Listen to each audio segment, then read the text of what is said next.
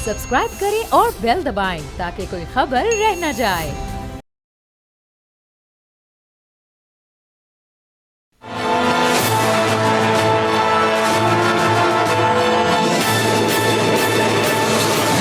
अस्सलाम वालेकुम, मैं बाब जहांगीर। आप देख रहे हैं प्रोग्राम तज्जिया। और बिलाखिर 8 फरवरी के इंतखाबात के लिए मुस्लिम लीग नून जो कि बड़ी फेवरेट है इस वक्त इलेक्शन से की तैयारी को लेकर भी, और सारे जो इंतज़ामात चल रहे हैं और आगे जिस तरह से वो कैंपेन कर रहे हैं, तो उनके कैंडिडेट्स का इंतज़ार किया जा रहा था। और बिलाखिर अब उन्होंने एक तवील इंतज़ार के बाद अपने कैंडिडेट्स का भी ऐलान कर दिया। और मियाँ नवाज़ शरीफ से लेकर तमाम NAs के और तमाम PPs के और पूरे मुल्क भर के कैंडिडेट्स की लिस्ट अब सामने आ चुकी है। लेकिन कोई चंद हफ्तों पहले हमने देखा था कि ज़िला नारोवाल जो कि शकरगढ़ का इलाका है, जहां 2 कौमी असम्बली की और 5 सूबाई असम्बली की नशिस्तें हैं जिनके नामों का ऐलान किया गया, वहां से दानियाल अजीज़ साहब को नज़रअंदाज कर दिया गया जो कि मुस्लिम लीग नून के बड़े सीनियर रहनुमा हैं। और कुछ उनके बयान चंद हफ्तों पहले जो सामने आए थे, क्या उस वजह से एक इंतकामी तौर पर दानियाल अजीज़ साहब को नज़रअंदाज किया गया है, या फिर इसकी चंद कोई और वजूहात हैं?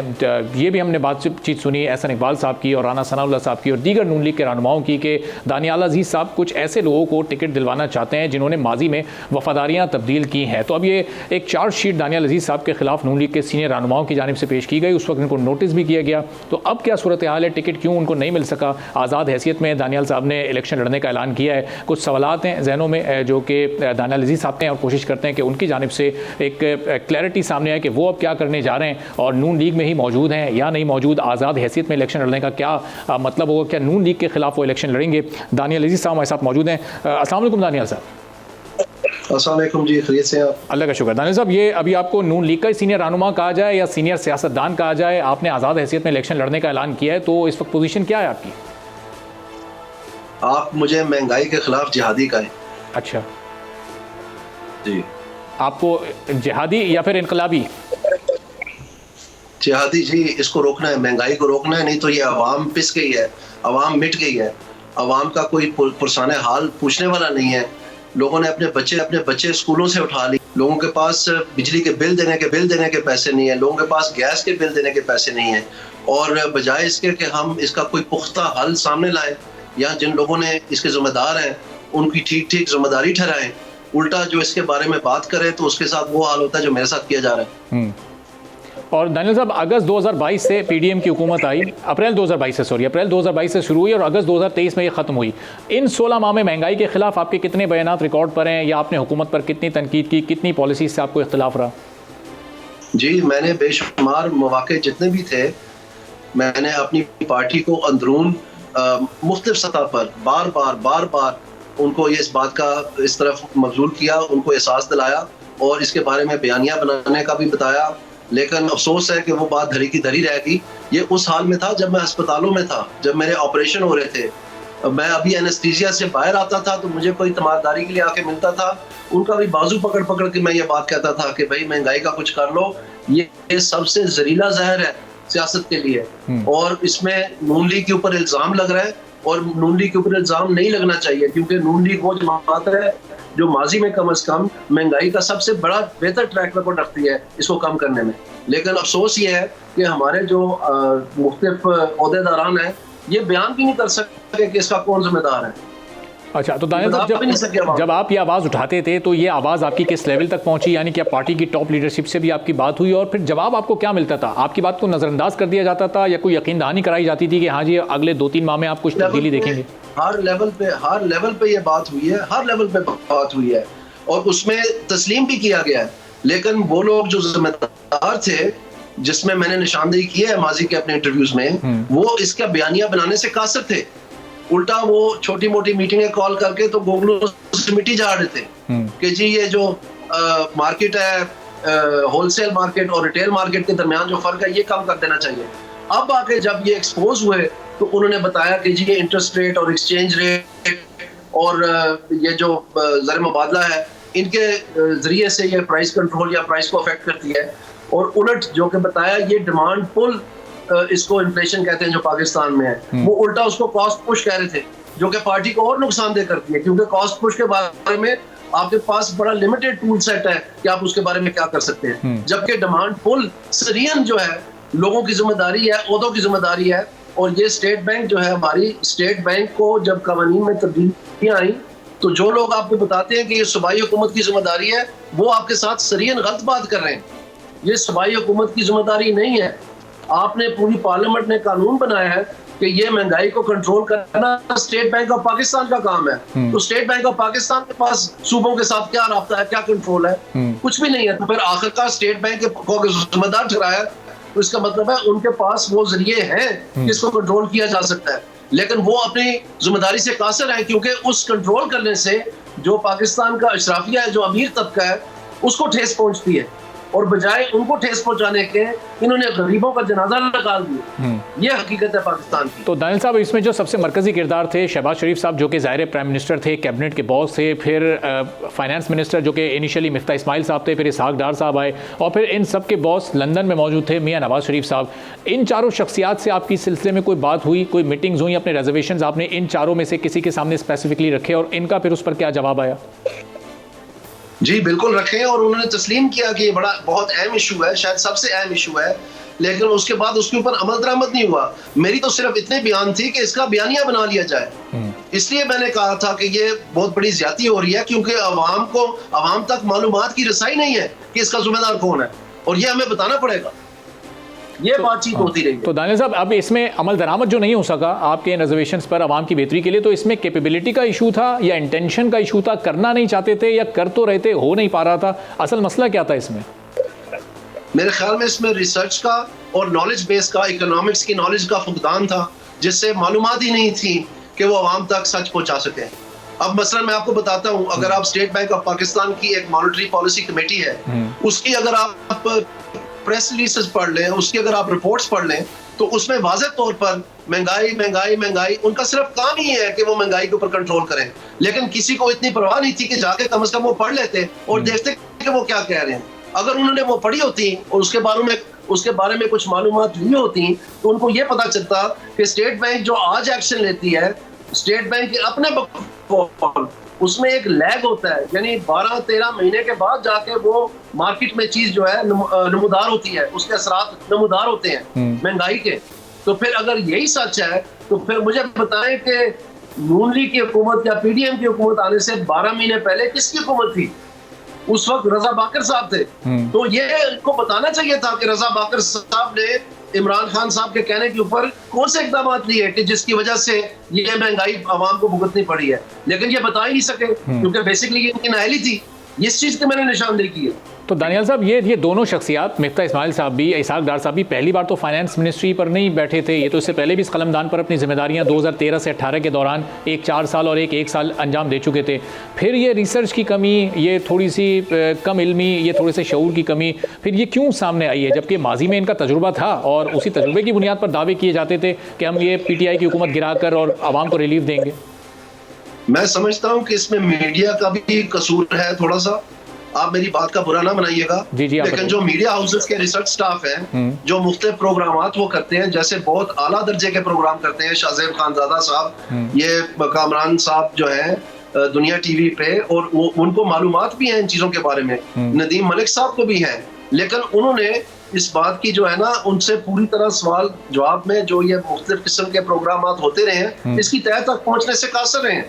तो मैं समझता हूँ कि अभी भी वक्त है, अवाम में ये बात आम फहम होनी चाहिए, बच्चे की जुबान पे होनी चाहिए कि ये महंगाई किसने की है। और मुझे अफसोस इस बात का है कि मेरी जमात उसमें जो लोग जिम्मेदार थे, जिसमें एहसन इकबाल साहब नेशनल प्राइस मॉनिटरिंग कमेटी के हेड थे, बजाय कि वो उस मॉनिटरिंग कमेटी के जरिए तहकीकात करते, बजाय ये उसकी इन्वेस्टिगेशन करते और उसमें उस रिपोर्ट के जरिए या उस वाइट पेपर के जरिए ठीक जिम्मेदार ठहराते लोगों को, उन्होंने वो सारे का सारा इल्जाम नून लीग का बोझ बनने दिया, जबकि नून लीग उसमें उनकी जिम्मेदारी नहीं थी। लेकिन दानियल साहब, एहसन साहब ने अपनी पोजीशन कुछ ऐसे क्लियर की कि जिस कमेटी के वो हेड थे, प्राइस कंट्रोल कमेटी के, वो कह रहे हैं कि उसका काम ही नहीं था, वो जो मैकेनिज्म होता है इन्फ्लेशन का, वो कंट्रोल कर ही नहीं सकते थे। वो तो अपनी पोजीशन ये बयान देकर कर चुके हैं। ये बात अगर सच है जो आप कह रहे हैं, तो फिर आप लोगों ने इतना भी तरद्दुद नहीं किया आज भी, हालांकि ये कितना बड़ा इशू है अवाम के लिए, कि आप जो वेबसाइट है प्लानिंग कमीशन की, उसके ऊपर जाकर तो प्रेस रिलीजेस हैं उन नेशनल प्राइस मॉनिटरिंग कमेटी की मीटिंग्स की, उनको कम से कम पढ़ने का तो तकलीफ ले लें। तो सच दूध का दूध और पानी का पानी हो जाएगा। ये एहसन साहब ने उस इशू को, जब उनसे ये सवालात हुए तो उन्होंने कनेक्ट किया नारोवाल की सियासत से उसको कि जी वहाँ पर आप कुछ ऐसे लोग लाना चाहते हैं और असल जो झगड़ा है असल में वो वहाँ के टिकट्स का है, 2 NA की और 5 जो पंजाब असम्बली की सीट्स हैं उस पर। तो ये क्या वाकई वह नारोवाल में टिकट्स का इशू था जिससे मुस्लिम लीग नून ने वहाँ पर कनेक्ट किया? राना सनाउल्लाह साहब का बयान भी ऑन रिकॉर्ड है जिसमें वो सिर्फ उस ज़िले का जिक्र कर रहे हैं। तो आपके बयान को रिएक्शन क्यों करार दिया जा रहा है कि शायद वहाँ पर आपको नज़रअंदाज किया जा रहा था, आपके मनपसंद लोगों को टिकट्स नहीं दिए जा रहे थे, तो इसलिए शायद ये सारा सीन क्रिएट किया आपने? तो क्या नेशनल प्राइस मॉनिटरिंग कमेटी के हेड वो नहीं थे? कैसी बात कर रहे हैं आप? उनके कहने से तो नहीं हो जाना ना। क्या महंगाई नहीं हुई पाकिस्तान में? क्या लोग उससे मिट नहीं गए, तबाह नहीं हो गए, शिकस्त और रेख्त नहीं हो गए? इसका क्या जवाब है? ये भी पूछे ना राना सनाउल्लाह साहब से कि किधर थे वो जब ये हो रही थी। तो अब दानियल साहब, इसका मतलब ये है कि आने वाली मुंतखब हुकूमत जो भी होगी 8 फरवरी के बाद, और अगर नून लीग उसमें सबसे बड़ी स्टेक होल्डर होती है, हुकूमत साजी करती है, तो ये महंगाई का सिलसिला रुकने वाला नहीं है, चूँकि फिर वही राना सना साहब, एहसन इकबाल साहब, इसहाक डार साहब, यही तमाम लोग हमें, मिफ्ता साहब तो ज़ाहिर पार्टी छोड़ चुके हैं, तो वही तमाम लोग हमें दोबारा से नजर आएंगे मुख्तलिफ ओहदों पर। तो फिर ये जो PDM की गवर्नेंस थी और एक तरीका सियासत था, वही तर्ज अमल हमें आगे भी दिखाई देगा फिर। तो मैंने आपको पहले भी कहा है कि जब मुझे शोकॉज नोटिस सर्व हुआ तो मैंने कहा नोटिस तो मैंने दिया है, मैंने अवाम का नोटिस दिया है।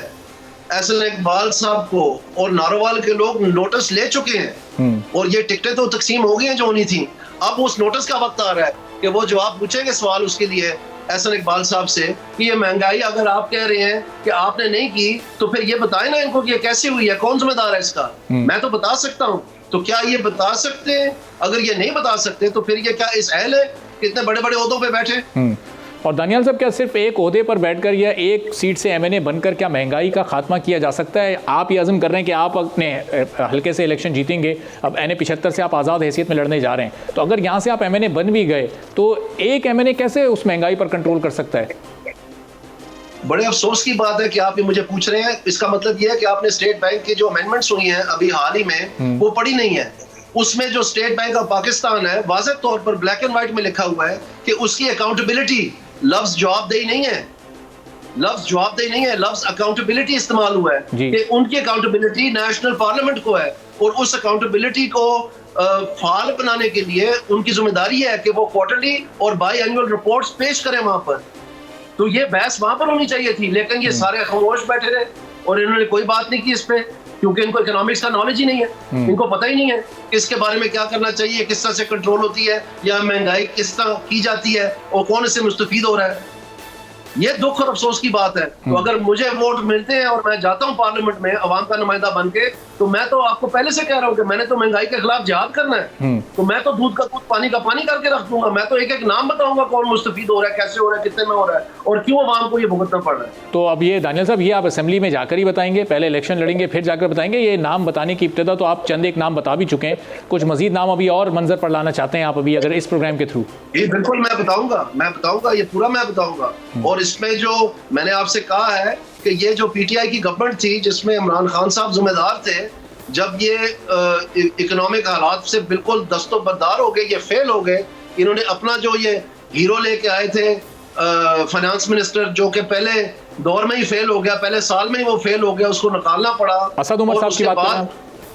जी बिल्कुल। और जो उसके बाद ये लोग लेके आए और जो इनकी पॉलिसी उस वक्त थी और जो उसके बाद जो ये स्टेट बैंक गवर्नर लेके आए, और जिस तरह से इन्होंने जब ये इकोनॉमी पे फेल होने लगे और इनको सवाल अंदरूने खाता जो सेम पेज पे पूछने लगे लोग कि भैया क्या हो रहा है इकोनॉमी का, तो इन्होंने खुद अपनी कैबिनेट मीटिंग में कहा कि अगर हम 6 महीने में अपनी कारकर्दगी बेहतर नहीं करेंगे तो हमें फारग कर दिया जाएगा। ये इमरान खान साहब का अपना बयान है। तो फिर इन्होंने क्या किया, जब इनको ये समा नजर आया तो इन्होंने फिर उसको बजाय ठीक करने के उन्होंने जा करके तो ये पैसा छाप के बाजार में फेंका और महंगाई का फ्लड क्रिएट किया, जो कि उसको कम से कम स्टेट बैंक के अपने डॉक्यूमेंट्स के मुताबिक उसको 12 महीने लगते हैं नमूदार होने के लिए, जो फर्स्ट राउंड इफेक्ट्स है उसके।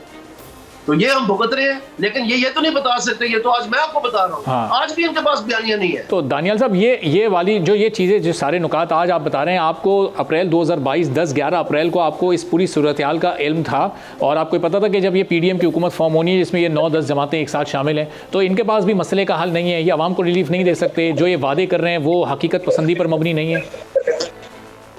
आप शायद मेरी बात नहीं सुन रहे हैं। मेरा एक जानलेवा ऑलमोस्ट एक्सीडेंट हुआ था, मैं उस वक्त अस्पतालों में था। इसके बावजूद मैंने जहां भी मुझे मौका मिला है, जो भी मुझे मिलने तक आया, चाहे मैं एनेस्थीसिया से ताजा निकल के आया हूँ किसी ऑपरेशन से, तो मैंने उनके बाजू पकड़ पकड़ के नोच नोच के उनको बोला है कि महंगाई का बयानिया ठीक करें, ये हमारी जिम्मेदारी डाली जा रही है, जबकि हम जिम्मेदार नहीं है और ये लोग नहीं उसमें कुछ कर सके। ठीक है, और उल्टा मुझे इस चीज की सजा दे दी। बहुत बहुत शुक्रिया दानियाल अजीज़ साहब, सीनियर सियासतदान और जो खुद को महंगाई के खिलाफ जिहादी कह रहे हैं, हमारे साथ मौजूद थे। आज़ाद हैसियत में अब ये इलेक्शन लड़ेंगे NA-75 से, और अब देखना है कि असम्बली में जाकर अपने इन बयानात पर और अपने इसी नज़रिए पर कायम रह पाते हैं या नहीं। तो दानियाल अजीज़ साहब की गुफ्तगू सुनकर तो ऐसा लग रहा है कि आने वाले दिनों में मुस्लिम लीग नून को मज़ीद टफ चैलेंज का एक सामना होगा, और वो जब आज़ाद हैसियत में लड़ेंगे तो ज़ाहिर है उससे मुस्लिम लीग नून का वोट भी नारोवाल में NA-75 की हद तक तो तकसीम होता नजर आएगा। अब इस पर नून लीग का मौक़िफ़ जानने के लिए इस वक्त हमारे साथ मौजूद हैं डॉक्टर तारिक फजल चौधरी साहब, नून लीग के सीनियर रहनुमा हैं। डॉक्टर साहब, बहुत शुक्रिया प्रोग्राम के लिए, आपने वक्त निकाला। ये टिकट्स की तकसीम का जो मामला है, अब ये ऐसा लग रहा है कि आगे संजीदगी इख्तियार करेगा। जिन लोगों को टिकट्स नहीं मिले उसमें दानियाल अजीज़ साहब हों, चौधरी जाफ़र इकबाल साहब हों, और कुछ ऐसे दीगर नाम शामिल हैं जिनके अपने अपने तहफ़्फ़ुज़ात हैं। तो आपकी नज़र में टिकट्स की ये तकसीम बिल्कुल दुरुस्त तरीके से हो गई है, ऐसे ही होना चाहिए था? बिस्मिल्लाहिर्रहमानिर्रहीम। देखिए, सबसे पहले मैं आपको अर्ज करूँगा, जिस तरह आपने बात की है, तो ऐसे लगता है कि टोटल मुस्लिम लीग नून ने जो टिकट तकसीम किए हैं उसमें कोई 50-60% टिकटों के ऊपर किसी तरह की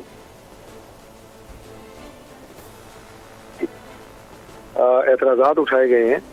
ऐसा नहीं है, 1% भी मुस्लिम लीग नून ने जो टिकट तकसीम किए हैं उसके ऊपर एतराज़ात नहीं है। जो नाम आप ले रहे हैं ये यकीनन पार्टी के स्टालवार्ड्स हैं और इनका बड़ा एक दरीना ताल्लुक पार्टी के साथ है। किन वजूहात की बुनियाद के ऊपर टिकट नहीं हुआ वो एक अलग पार्टी का इंटरनल मैटर होता है, लेकिन 272 टोटल कौमी असम्बली के नशिस्तों के ऊपर अगर पार्टी टिकट जारी करती है और उसमें 2-4 एतराज़ात होते हैं तो ये कोई इसको एतराज़ नहीं समझा जाना चाहिए। एक बात। दूसरी बात यह है जी कि मैंने आपसे कहा कि 272 सीट्स होती हैं 272 कौमी असम्बली की जी, और सूबाई असम्बली की भी सीटें मिला के हमारे को तकरीबन 1000 से कम सीटें बनती हैं। तो हमारे पास मजमूई तौर पे 3 से 4 हज़ार कैंडिडेट थे जिन्होंने दरखास्त जी इंतखाबात के लिए और सीटों के लिए।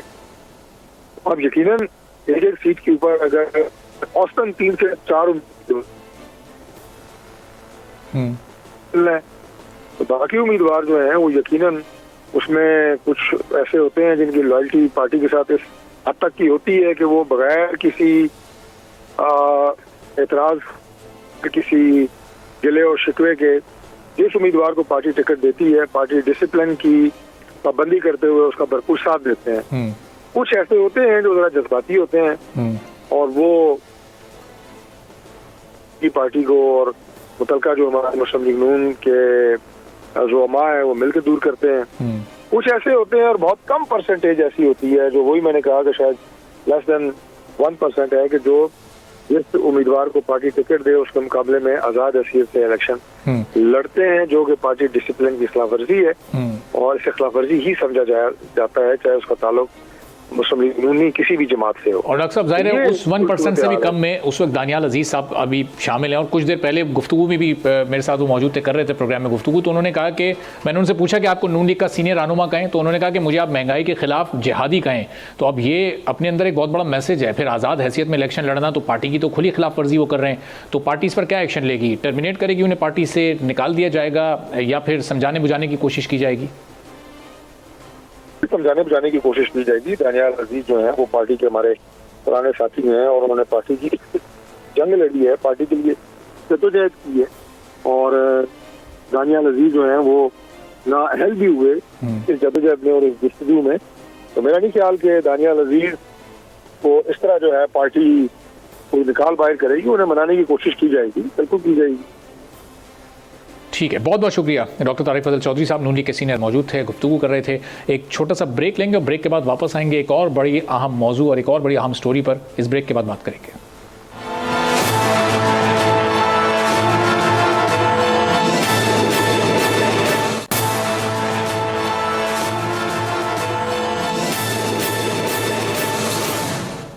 एक बार फिर आपको प्रोग्राम में खुशामदीद कहेंगे। और जहां सियासी जमातों के कैंडिडेट्स का ऐलान हो रहा है, MQM पाकिस्तान और मुस्लिम लीग नून के तमाम हलकों के लिए कैंडिडेट्स का ऐलान कर दिया गया और उस पर फिर जो तहफ़्फ़ुज़ात हैं, उस पर जो पार्टी के अंदर से आवाज़ें सामने आ रही हैं वो अपनी जगह पर हैं। उसके साथ साथ इलेक्शन मुहिम भी पार्टी सियासी जमातों की चल रही है, लेकिन जो जजेस के इस्तीफ़े हैं वो भी अब सामने आना शुरू हो गए। और 2 दिन में 2 बड़े इस्तीफ़े हमने देखे, जिस पर नून लीग का रिएक्शन ये है कि जो मुस्ताफ़ी जजेस हैं उनको इंसाफ के कटहरे में लाया जाए और उनसे वहाँ पर सवाल किया जाना चाहिए। सिर्फ इस्तीफ़ा ही उनका हल नहीं है कि वो इस्तीफ़ा देकर और अपनी पोजीशन को वो क्लियर समझे। अब इस पूरी सूरत हाल पर हम गुफ्तगू को मज़ीद आगे बढ़ाएंगे। पाकिस्तान पीपल्स पार्टी से दोस्त हमारे साथ मौजूद हैं, पाकिस्तान तहरीक इंसाफ से अहमद उवैस हमारे साथ मौजूद हैं। दोनों जमातों की जो इंतखाबी मुहिम है वो अब किस तरह से चल रही है, और पाकिस्तान पीपल्स पार्टी को तो हम अवाम में देख रहे हैं, लेकिन पाकिस्तान तहरीक इंसाफ ने अभी तक कोई ख़ास इंतखाबी मुहिम का आगाज़ नहीं किया। इसकी वजूहात क्या हैं, इस पर भी गुफ्तगू करेंगे। खोसा साहब अस्सलाम वालेकुम।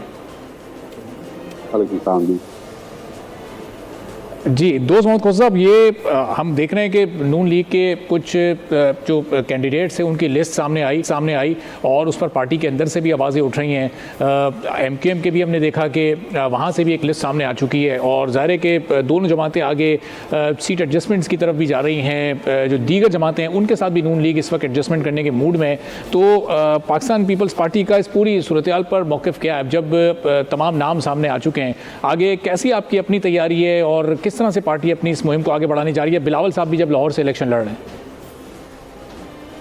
जी, वी आर वेरी कॉन्फिडेंट अल्हम्दुलिल्लाह अरबाब साहब दैट हम इंशाल्लाह इन इलेक्शंस में परफॉर्म करेंगे और अवाम का जो एतमाद है उसको जीतने में हम कामयाब होंगे। जहाँ तक आपने बात की दीगर पार्टीज़ की, मैं बिला शुबा ये बात करूँगा कि पाकिस्तान में जिस तरह का पॉलिटिकल माहौल इस वक्त क्रिएट किया गया है और हो चुका है वो बड़ा अफसोसनाक है, बहुत अफसोसनाक है। यानी आज से 8 साल पहले से जो मुहिम शुरू हुई जिसमें एक शख्स और उसके इर्द गिर्द के लोगों को, उसके ख़ानदान और उसके इर्द गिर्द के लोगों को चोर चोर चोर चोर कह के साबित किया कि ये चोर हैं, उनको कन्विक्ट किया, उनको जेलों में डाला, उनके ऊपर हर तरह की एलिगेशंस लगाई। मकसूद चपड़ासी निकल आया, कोई पता नहीं पापड़ वाला निकल आया और पता नहीं कौन कौन निकल आया। वो किस तरह से अब आके दूध धुल के और पाक साफ हो गए। अवाम देखे सोचे किस तरह से एक पॉलिटिकल पार्टी, देखें पॉलिटिकल, मैं थोड़ी सी वजाहत यूं करता जाऊं कि किसी भी पॉलिटिकल पार्टी में अच्छे और बुरे लोग होते हैं। तमाम अच्छे नहीं होते और तमाम बुरे नहीं होते, लेकिन उस पार्टी का कसूर नहीं होता। जिस तरह से एक पार्टी को इस पूरे इलेक्टोरल निज़ाम से रखने की कोशिश की, अफसोसनाक, बहुत अफसोस, हमारे सियासी निज़ाम के लिए बहुत अफसोसनाक है इस तरह कदा कलामी की माजरत। लेकिन जिन लोगों के खिलाफ आप ये चार्जशीट पेश कर रहे हैं उन्हीं के साथ आप 16 माह हुकूमत में भी तो रहे हैं। अभी जिनके खिलाफ आप इलेक्शन कैंपेन कर रहे हैं और जिनको आप अब दूसरा सिलेक्टेड कह रहे हैं, तो उनके साथ आपने 16 माह उस वक्त PDM के साथ इत्तेहाद करके हुकूमत में भी गुजारे, तो उस वक्त ये शिकायत आपको नहीं थी? नहीं, तब भी हम शिकायत करते रहे, तब भी हम इख्तलाफात करते रहे और आपका नेशनल मीडिया उसको कवर करता रहा है। बिलावल साहब has been on record where he thought that government जो है वो सही नहीं कर रही, या प्राइम मिनिस्टर या उनके जो एक ख़ास काबीना की जो कटरी थी वो जहाँ पे गलतियाँ कर रही थी उसके ऊपर बिलाशुबा नेशनल मीडिया के ऊपर हमारी पार्टी की लीडरशिप की तरफ से बात होती रही है। तो ये कैसे आप बात कर सकते हैं कि हम उनके साथ मीठा मीठा हफ़ और कड़वा कड़वा करते रहे? ऐसी कोई बात नहीं। खोसा साहब, बिलावल साहब के वो बयानात भी रिकॉर्ड पर हैं जब वो शहबाज शरीफ की इतनी तारीफ़ किया करते थे कि उन्होंने ये तक कहा कि सिंध को भी शहबाज शरीफ साहब जैसे लीडर की ज़रूरत है। तो वो तो यहाँ तक शहबाज शरीफ साहब की तारीफ़ किया करते थे उस दौर में। जी बिल्कुल उन्होंने की होगी, उनका अपना किसी हवाले से मौक़िफ़ होगा जिस पे उन्होंने ये बात की होगी, लेकिन उसका जवाब दे मैं नहीं हूँ। वो बिलावल साहब जो है उन्होंने बाद में उसकी बेहतर तशरीह कर दी और आज तक करते चले आ रहे हैं, इसमें कोई दूसरी राय नहीं है। ठीक है, चलो मैं ज़रा वापस आपकी तरफ आता हूँ। अहमद उवैस साहब, पाकिस्तान तहरीक इंसाफ अभी तक हमें आवाम में नज़र नहीं आ रही। अब वो जो एक लीगल बैटल थी वो आपके हक़ में आ चुकी है, निशान आपको मिल चुका है, कैंडिडेट्स का ऐलान, आवाम में जाना, पब्लिक गैदरिंग्स होना, जलसे जुलूस होना, ये कब शुरू होगा? अब तो कोई मुश्किल से 26-27 दिन का वक्त बाकी है।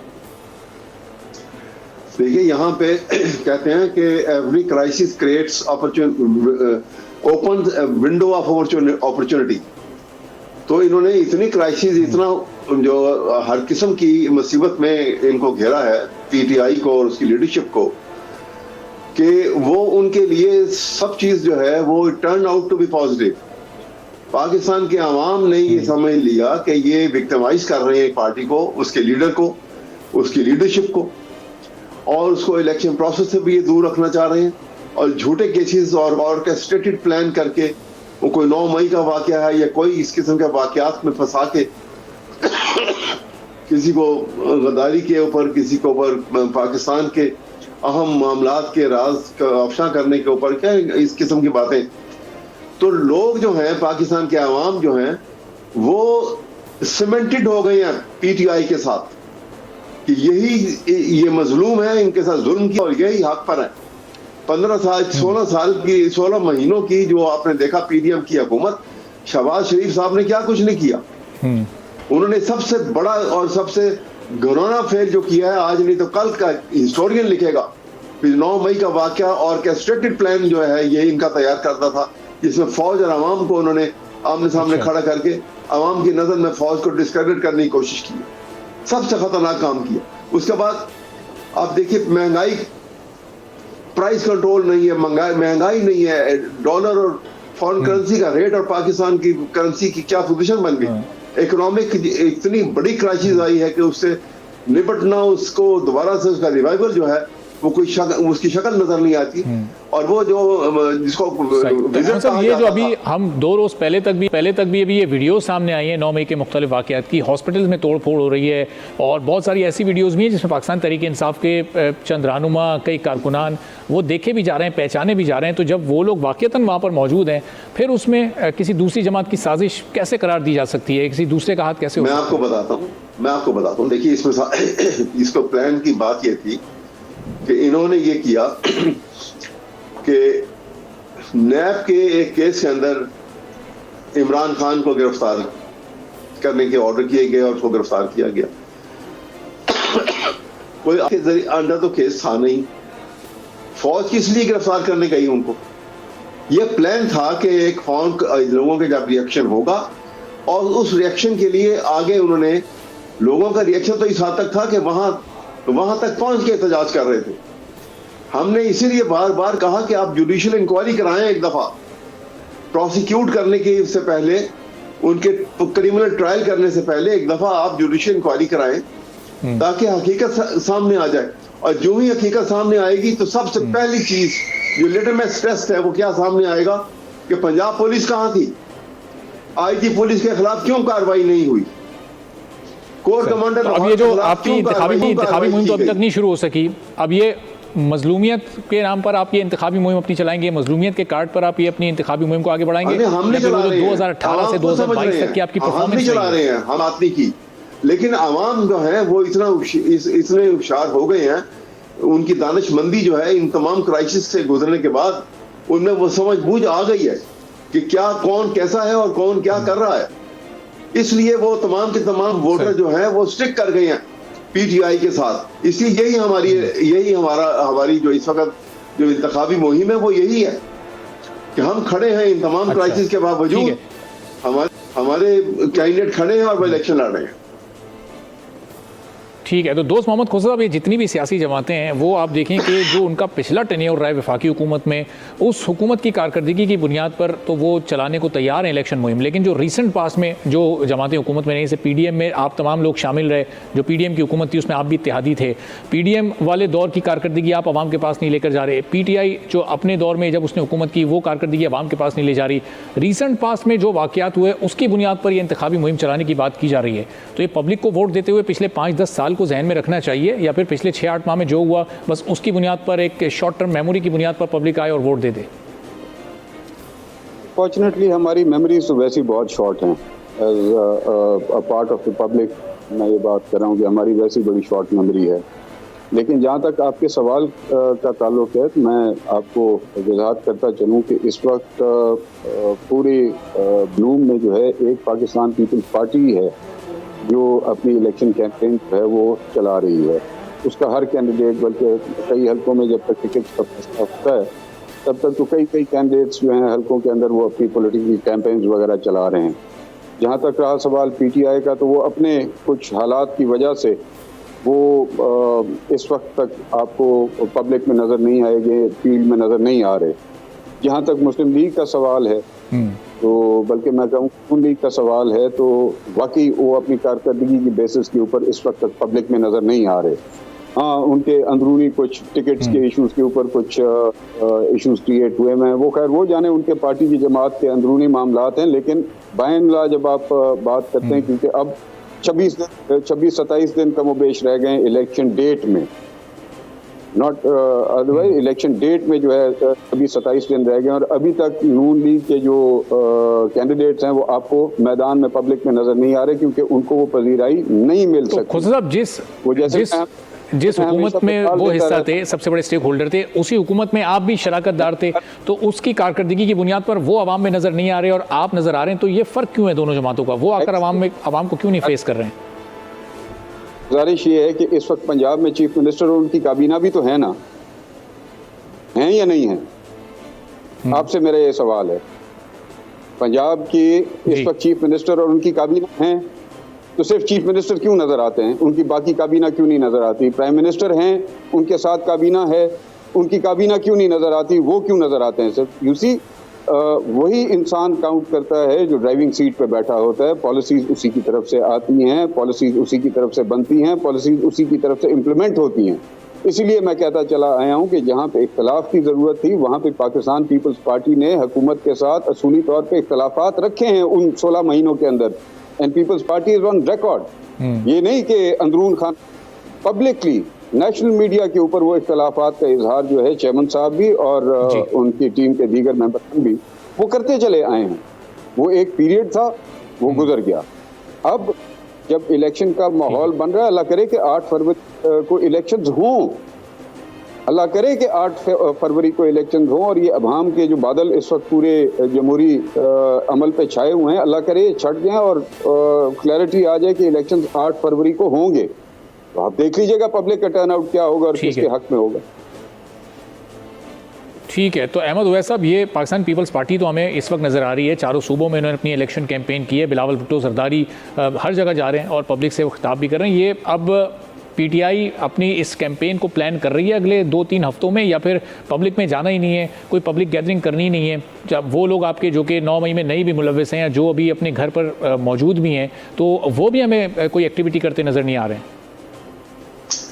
नहीं, आपने बड़ा अच्छा सवाल किया और इसमें कोई हकीकत नहीं है। हकीकत है बिल्कुल कि ये पाकिस्तान पीपल्स पार्टी जो है वो बाकायदा तौर पे as compare to Noon League या दूसरी के वो मैदान में निकले हैं और वो उनकी बाकायदा एक तसलसल से इलेक्शन कैंपेन की शक्ल उन्होंने बना दी है।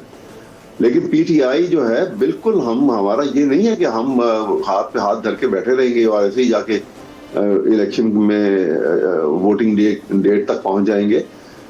हमें बारहा आपने देखा कि यहाँ तक तो हुआ कि पेपर जमा कराने जा रहे हैं तो उनको पेपर फाड़ दिए, खींच दिए, नोच लिया, हरासा किया। यही हाल हमारी कॉर्नर मीटिंग्स या पब्लिक मीटिंग्स के साथ है। इसके बावजूद अभी ये कल आपको पता है कि हमें अदालतों के साथ भी जो है एक मुकाबला करना पड़ता है इनका इलेक्शन कमीशन की शक्ल के अंदर, या जो कुछ हो रहा है, और उसके साथ साथ जो दूसरी मुश्किलात हैं। लेकिन इंशाअल्लाह ताला ये कल हमारा जो सिंबल वाला इशू जो है सुप्रीम कोर्ट से भी खत्म हो जाएगा और उसके बाद बाकायदा तौर पे पूरी प्लानिंग मौजूद है। हम पूरी तरह से इलेक्शन कैंपेन में हिस्सा लेंगे और जहां पे भी ये रुकावटें पैदा करेंगे। बहुत बहुत शुक्रिया अहमद उवैस साहब, पाकिस्तान तहरीक इंसाफ से, दोस्त पाकिस्तान पीपल्स पार्टी से हमारे साथ मौजूद थे। और पीटीआई की इंतखाबी मुहिम शुरू हो पाती है आने वाले दिनों में, हम देखेंगे। एक ब्रेक लेते हैं, ब्रेक के बाद जब वापस आएंगे तो IMF की तरफ से $70 करोड़ पाकिस्तान के लिए इस वक्त कितने इंपॉर्टेंट हैं, इस पर बात करेंगे एक छोटे से ब्रेक के बाद।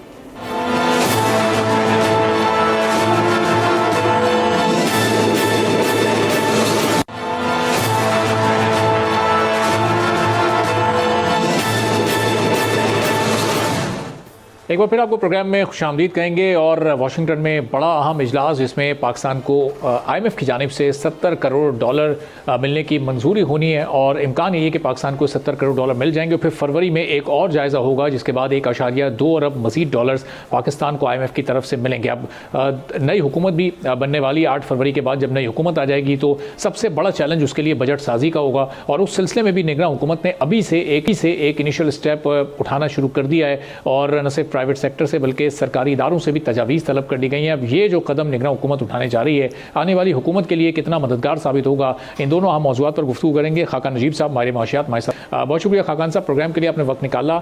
सबसे पहले जो वाशिंगटन में बड़ी इंपॉर्टेंट बैठक ये लगनी है जिसमें पाकिस्तान को $70 करोड़ मिलने की मंजूरी होनी है, कितना इंपॉर्टेंट है ये आज का दिन पाकिस्तान के लिए? $70 करोड़ इस वक्त पाकिस्तान की मौजूदा इकोनॉमिक सिचुएशन में कितनी ज़रूरत है पाकिस्तान को इस वक्त IMF के इस स्टैंड बाय एग्रीमेंट के पूरे होने की और फिर एक नए IMF प्लान की? बिस्मिल्लाहिर्रहमानिर्रहीम। अगले 6 माह में पाकिस्तान में अरबाब, आपने बड़ा अच्छा सामने चीज़ रखी। 3 इम्पॉर्टेंट ट्रांजिशंस जो हैं वो होने जा रही हैं। एक 8 फरवरी की जिसमें एक पॉलिटिकल ट्रांजिशन होनी है, फिर एक IMF के नए प्रोग्राम का इजरा होना है। जैसे आपने कहा कि ये प्रोग्राम ख़त्म हो जाएगा समटाइम इन मार्च अप्रैल, सो हमें एक नया प्रोग्राम। और तीसरा ट्रांजिशन है कि आप नया बजट किस तरह बनाते हैं। इन तीनों को कंफर्ट देने के लिए जो करंट IMF का प्रोग्राम है उसका स्मूथली चलना और उसका इख्तिताम तक पहुंचना बहुत ज़रूरी है। सो हमने एक स्टाफ लेवल एग्रीमेंट रीच कर लिया था IMF के साथ सितंबर में। अब उसके बाद जो हमारे सितंबर के अहदाफ पे एक्चुअली बेस था, जब टीम आई उसके बाद उसको रिव्यू करने के लिए IMF की, अब वो बोर्ड अप्रूवल में जा रहा है। नॉर्मली मैंने बहुत सी मुल्कों में ये काम किया है। ये एक आप इसे कहें कि क्योंकि सारे अहदाफ पूरे होते हैं, उनकी रिपोर्ट मैनेजमेंट की बोर्ड के पास मौजूद होती है, बोर्ड के क्वेश्चंस भी कंट्री आंसर कर चुकी होती है। सो रिवायती तौर पे ये प्रोग्राम जो है वो थ्रू हो जाएगा और इंशाल्लाह पाकिस्तान को $700 मिलियन मिल जाएंगे। पर अरबाब, जो आपने पूछा ना, ये $700 मिलियन सिर्फ इम्पॉर्टेंट नहीं है। आपके मल्टीलैटरल के फ्लोज पहले 6 माह में कम रहे हैं अरबाब। इससे ये होता है कि आप डोमेस्टिक करते हैं और जब आप डोमेस्टिक बोरोइंग करते हैं तो प्राइवेट सेक्टर जो है आपका वो हर्ट होता है, बिकॉज वो प्राइवेट सेक्टर बोरोइंग के लिए जो गुंजाइश है वो कम हो जाती है।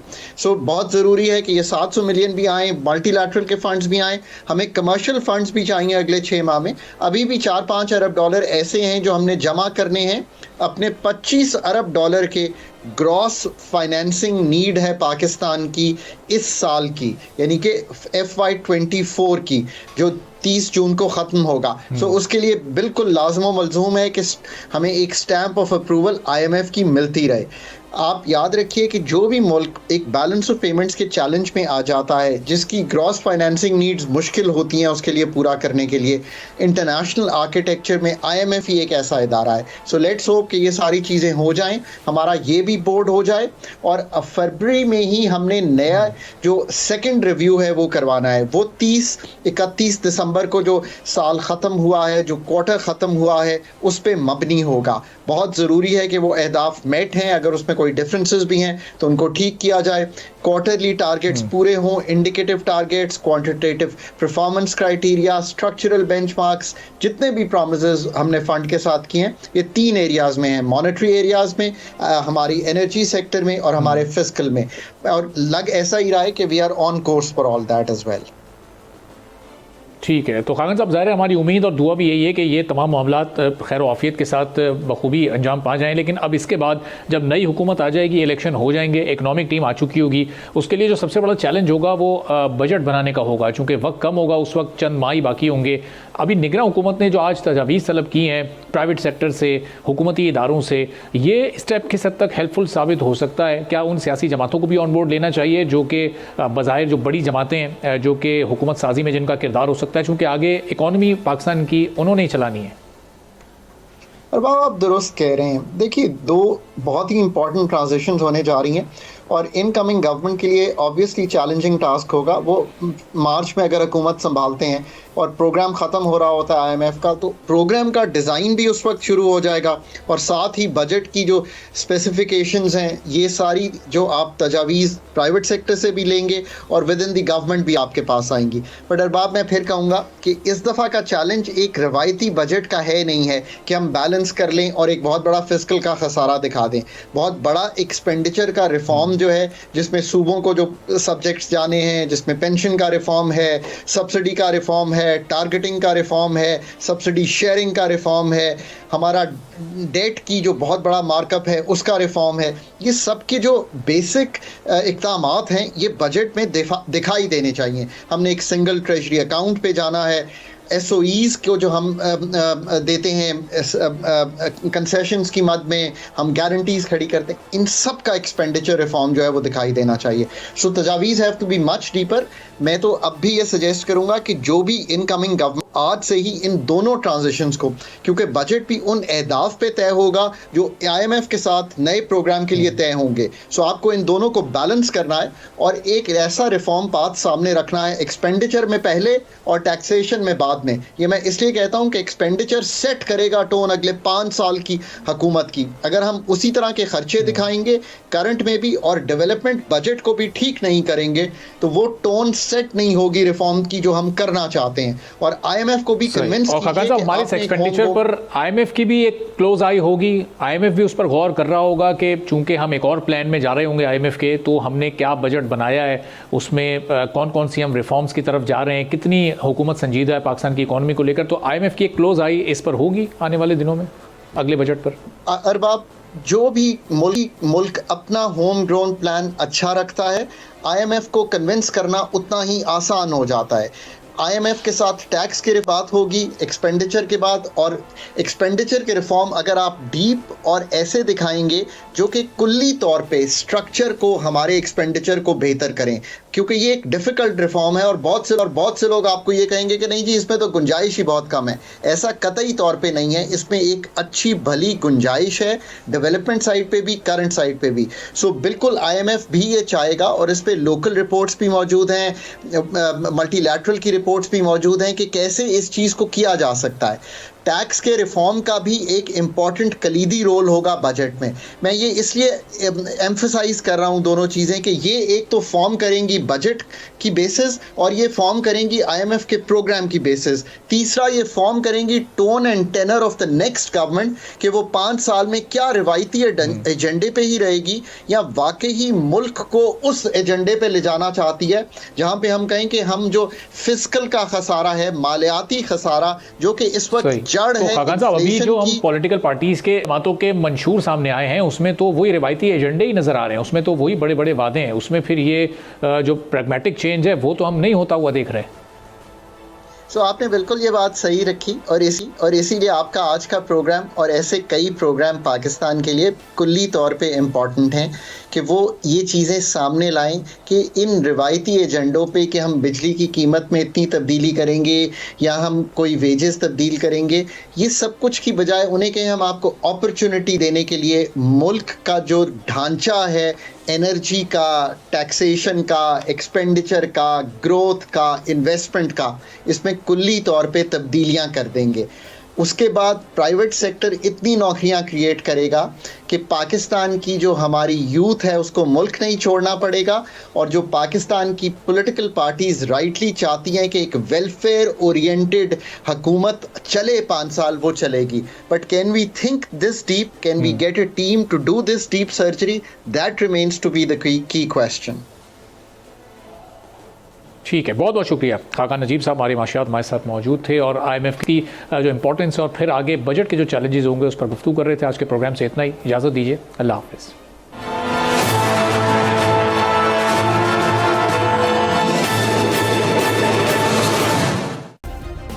सब्सक्राइब करें और बेल दबाएं ताकि कोई खबर रह न जाए।